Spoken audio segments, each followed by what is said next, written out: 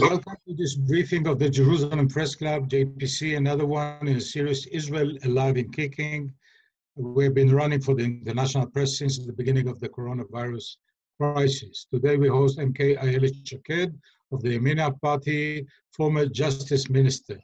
Ayelet Shaked started as computer engineer at the Texas Instruments, and then from 2006 to 2008, she was the office director at the Office of Prime Minister Benjamin Netanyahu.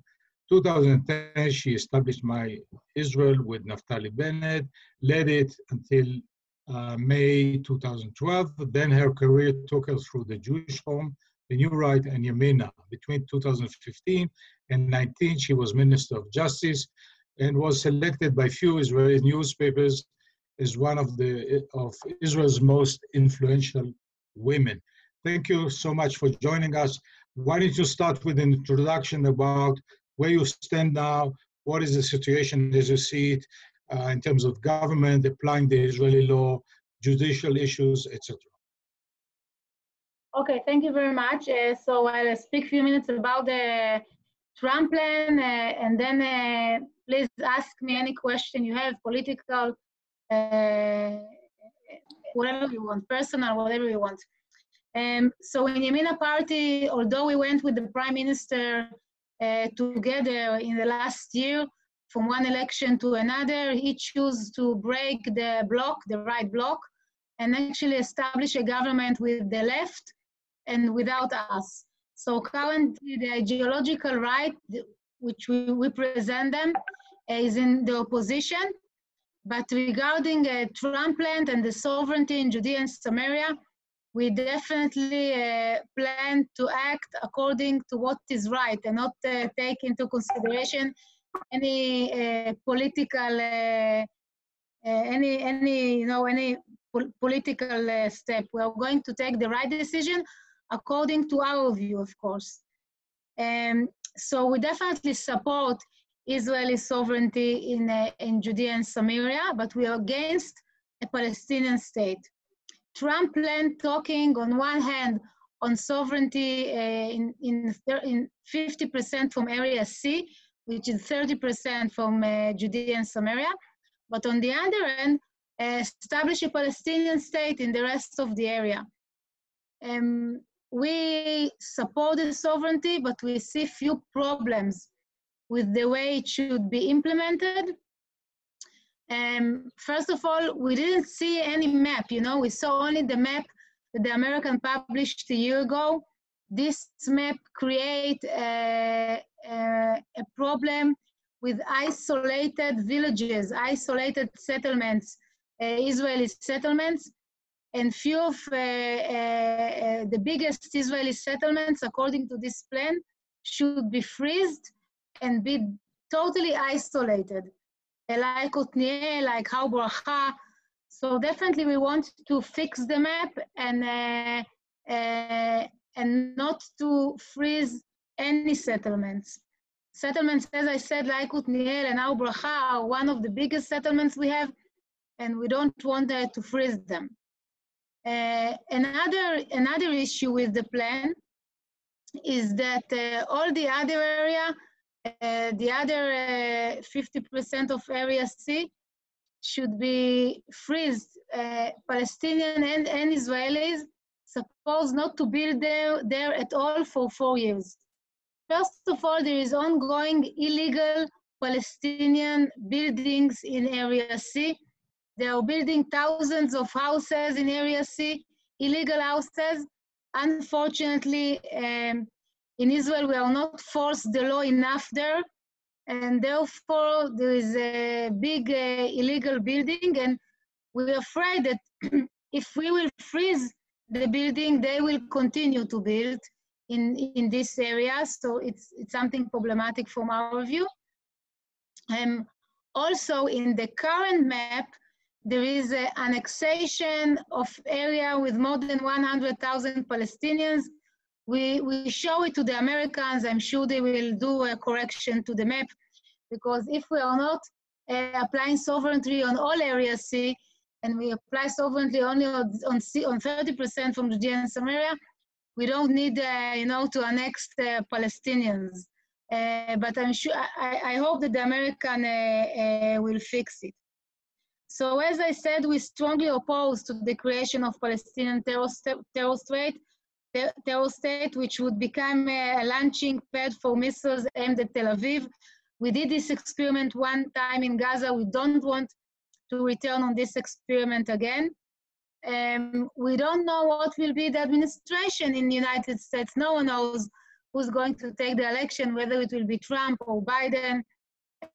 So from our view, the government of Israel should not accept a decision that recognizes the Palestinian state. By the way, no Israeli government ever accepts the Palestinian state. Even Rabin, when he created the Oslo Agreement, in Oslo Agreement, there is no recognition of a Palestinian state.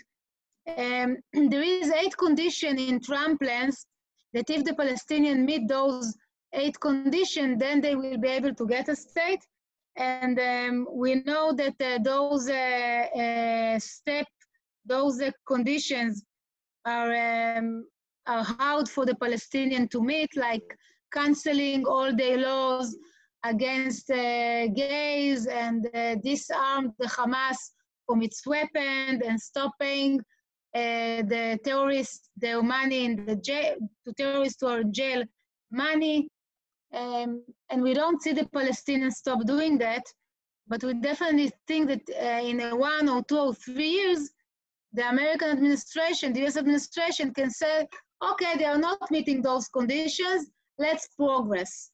This is why we definitely see also a danger in the plan.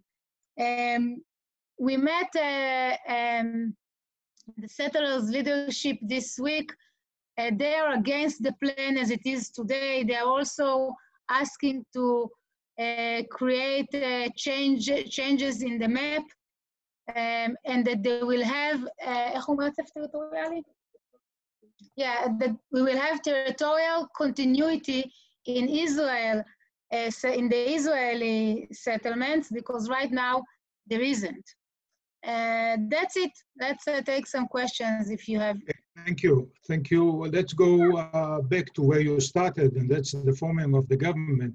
Can you explain why Netanyahu didn't want Yamina, his natural allies, in his government? And do you think this dual-headed government can function?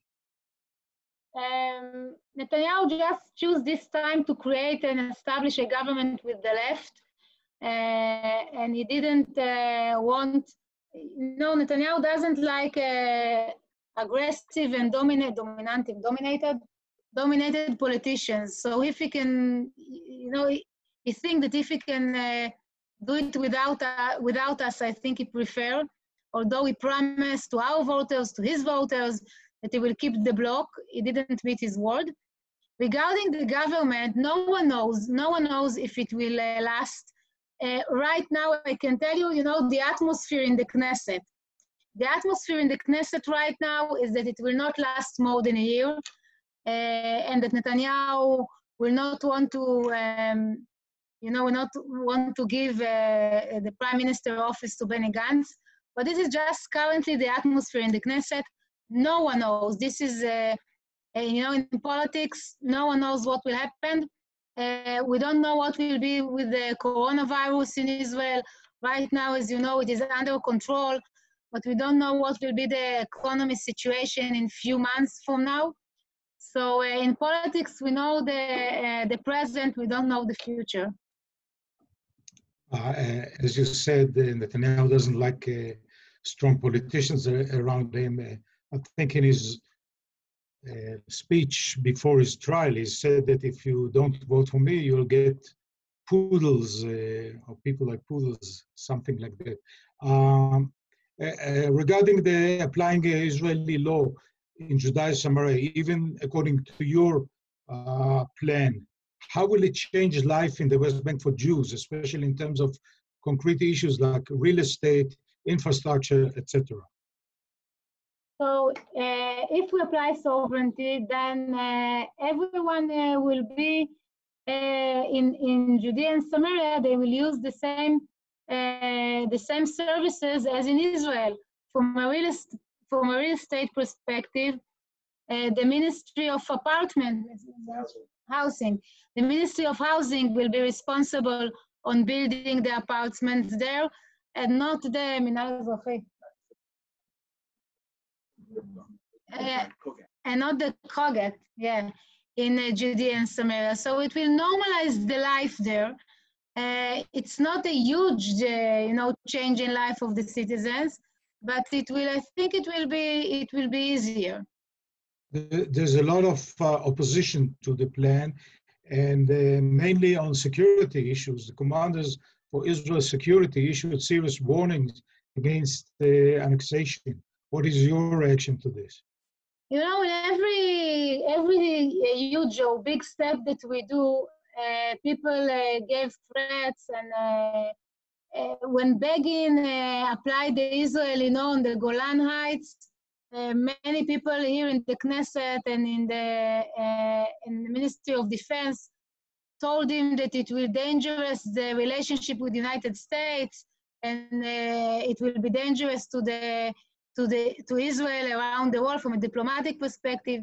And he did it anyway. By the way, he did it in one day. He just didn't ask the American, just without asking them, applied the Israeli law on the Golan Heights. So, we need to hear those voices. It's important, of course, to do risk assessments, but I think it's definitely an historical opportunity that the administration in the United States support sovereignty of Israel in Judea and Samaria. We need to take advantage of this historical moment, but to verify that it will not make damage to Israel. There are external voices also. For example, the European Union, which actually warned Israel against annexation. You're not worried about possible sanctions? I think that if United States stand behind us, we will be able to handle it. Right now, the European Union has a lot of other troubles with the coronavirus and the economy situation. I don't think that if United States stand beside us, that there will be sanctions from the European Union. And if they will, we will know how to handle it. It's not, the end of the world. I, of course, hope that they will not do it. But even if they do it, I think we will know how to handle it. And also, I think that if we have the backup of United States, we can feel secure. By the way, there are other countries in Europe that I assume will not be part of, of those one of the requirements or the demand to put sanctions on Israel. There are other countries as well that support Israel, that help us. I think that Hungary, Austria. So again, we need to do what is the best thing for Israel. Talking about the support of the United States, actually we're talking about the current support of President Trump, but there's elections coming in November, and Biden, who's the Democratic candidate, already warned Israel not to do it. So what happens if after November administration changes? So we need to do it before November. We don't know who will be the president after November. So this is exactly the reason why we need to do it before November. 6 months ago, everyone, even in the United States, they were sure that Trump's going to take the election. Right now, no one knows who is going to take the elections. The situation in the United States is very flexible. And this is actually another reason why we should do it before the election in the United States. You mentioned that you met with the settlers recently, and it seems that they are undecided about the move.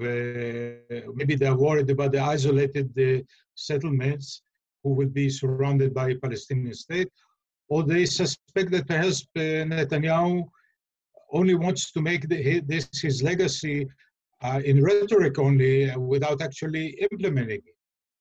No, so there are strong voices there that think that once the government of Israel will accept the idea of splitting Judea and Samaria to Israel's sovereignty and Palestinian state, then it will lead to a Palestinian state. Because we see for many years that the most important thing is the facts on ground. Who built on the ground? If we have, if we build villages and houses, then it becomes Israeli territory. And if we freeze building or leave territory, then we lose it. The leaders of the settlers, they're afraid that Netanyahu will not have a choice but to accept the plan as a whole. And the plan as a whole, as I said, providing strict rules on building in specific settlements and freezing all 50% of the area outside of the sovereignty. So there are many voices who said, we prefer the current situation without sovereignty, but we can do whatever we want. We don't have we don't have limits on different areas, and it's better than taking sovereignty on, actually it's 10% of Judea and Samaria, 20% is the Jordan Valley. So to take 10% of Judea and Samaria and to lose the other. This is what this is their claim. What about the threats mentioned by the King of Jordan? Probably annexation might deteriorate relations with countries like Saudi Arabia, the Gulf state. You're not worried about it? The peace with Jordan is the interest of King Abdullah, at least like it is the interest of Israel. Jordan enjoyed from the peace agreement, and Jordan enjoyed from security cooperation with Israel, and Jordan enjoyed also stability because of Israel help because we help them in many ways. So I know that King Abdullah has problem with his street and his public opinion. We are aware of that. But I think that the interest of Jordan, and King Abdullah knows it, the interest of Jordan is to keep this peace agreement. So I think that if America, if United States, the president, will put, his name on it, and if his staff will say, King Abdullah, this is what we are going to do, we expect that you will support it. Our assumption that he will not, break the rules. And as I said, Israel helped Jordan in many aspects. Not everyone knows everything, of course, but King Abdullah has high interest to keep the relationship with Israel. We've been talking for a while, and one factor is missing: the Palestinians. You have any empathy for the fact that they dismiss or reject the plan because they seem to be getting the stick and not the carrot? Yes. So we know the Palestinians reject the plan, but you can never know what will be in a year or two. Currently, as I said, because of the conditions that Trump plans to put in place, like disarm the Hamas, cancel law, stop paying to terrorists in jail, because of those conditions and because of the fact that we should apply sovereignty on 30% of Judea and Samaria, they publicly reject the plan. But what we're afraid is that they will want in a year or two to take what they've been offered, which is 70% of the area. So if you ask me if I'm happy that they reject the plan, because I personally am against establishing a Palestinian state, yes, I'm happy that they reject it. But I said that we don't know what will be in the future. But aren't you afraid that as some people warn, like Shaul Arieli, who we hosted earlier this week, that the Palestinian Authority might collapse and then Israel will have to take over? And aren't you afraid that this, apart from the security and the economic burden, will lead Israel to become a one binational state? So, you know, I was a member in the Security Cabinet for 4 years, and I heard many times this threat that the Palestinian Authority will collapse and will give the keys to Israel. So we don't want it will happen. Again, to the Palestinians, the security cooperation with Israel is important to them even more than it is important to us. We help Abu Mazen to keep, to keep his regime. I don't see that they're so fast give us the keys. And as I said, in the last 5 years, we heard this threat many times.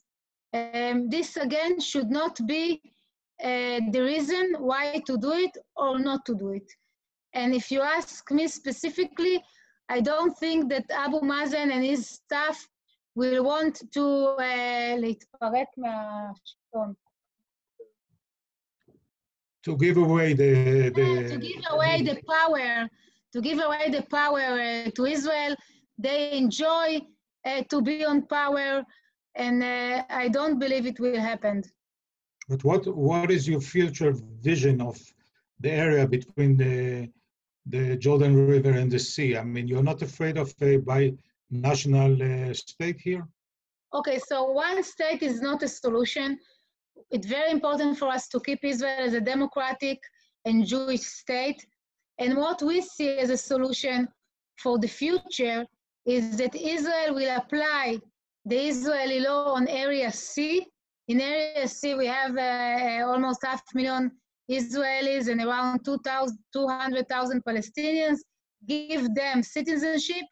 And in Area A and B will be first autonomy, and then it can be confederation with Jordan and Gaza. We don't want, of course, to rule on 2 million Palestinians.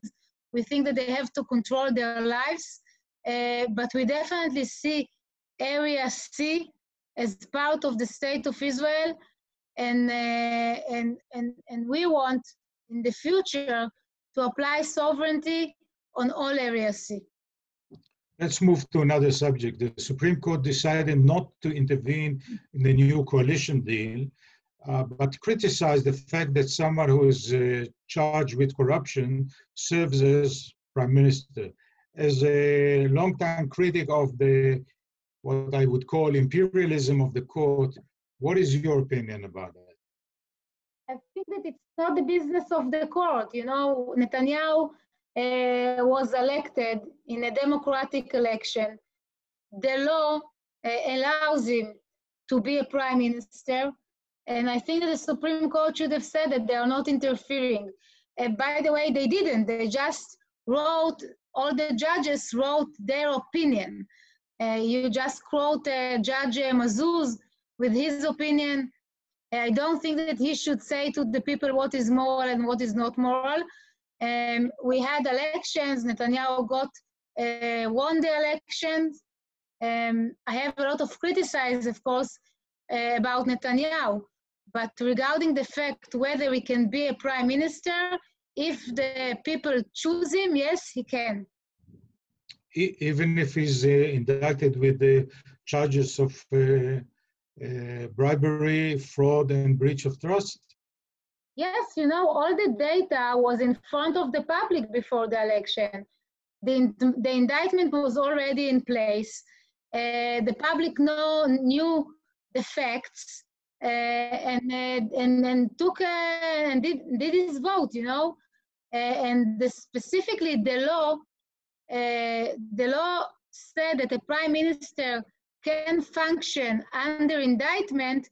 The idea is that one decision of the Attorney General will not lead to changing the government, and that there need to be judicial criticism, like a trial, on the Attorney General decision.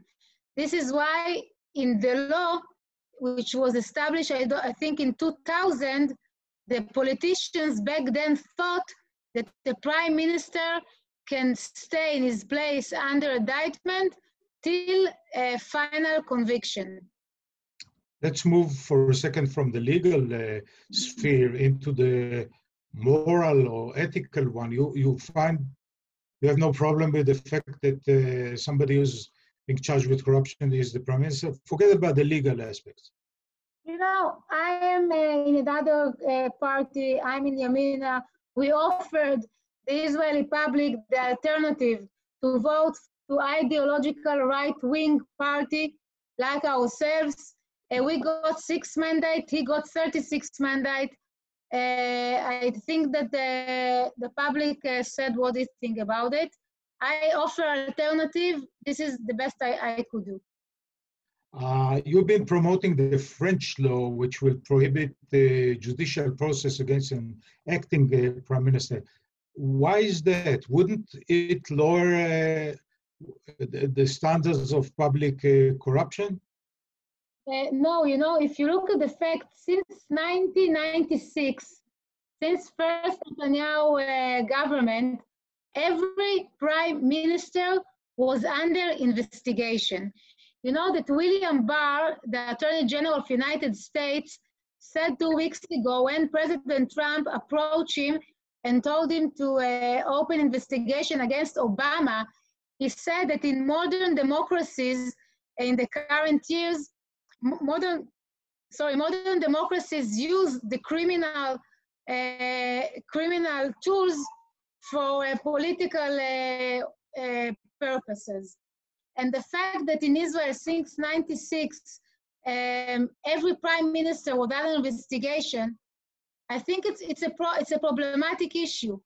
And if the prime minister will have 2 or 3 cadences, and for not severe crimes, you know, like chet v'avon. Yeah, like, you know. Misdemeanor. Yeah.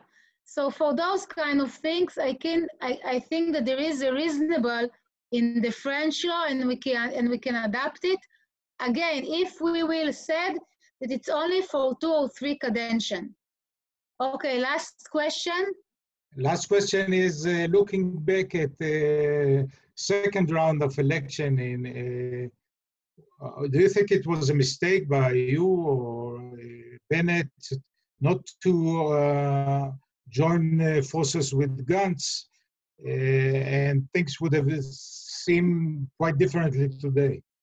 Yeah, we could have go with Gantz after the second election. I could be again the Minister of Justice, Bennett could be the Minister of Defense, and Netanyahu in this case was the head of the opposition.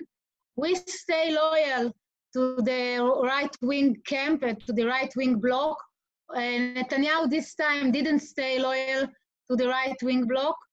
And I hope that the public will remember it for the next elections. Ayelet Shaked, thank you so much for being with us. And I want to thank your spokeswoman, Mirit Shaked Barak, and your aide, Asher Friedman, for their assisting in arranging this briefing. Stay tuned to our next webinars tomorrow at 11 a.m. Webinar we added just now with Professor Gila Stopler, former chair of the Association of Civil Rights in Israel, on the emergency corona law that the government is going to legislate next week. And on Sunday at 11 a.m. with Ronnie Baron, former finance minister, on the economic exit plan. Thank you all for being with us today. See you again soon.